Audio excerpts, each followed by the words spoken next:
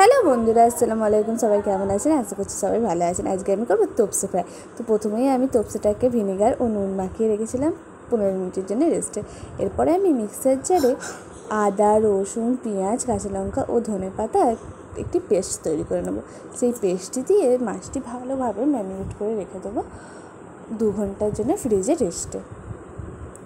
এরপরে আমি একটি পাত্রে নিয়েছি চালের গুঁড়ো, বেসন, বেটে রাখা মশলাটি, হলুদ গুঁড়ো, লঙ্কা গুঁড়ো, নুন, বেকিং সোডা দিয়ে অল্প অল্প জল দিয়ে আমি একটি গাঢ় পেস্ট তৈরি করে নেবো। আমি তো চিনি দিতে ভুলেই গিয়েছি, তাই আমি আবার চিনি দিয়ে পেস্টটি তৈরি করে নেবো।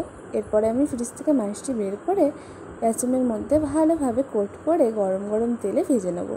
তো গ্যাসের ফ্লেমটা একদম লোতে রাখবেন, তাহলে কিন্তু মাছটা সিদ্ধও হবে আর ফ্রাইটাও ভালো হবে। টাটা, আল্লাহ হাফিজ, সবাই ভালো থাকবেন, ধন্যবাদ।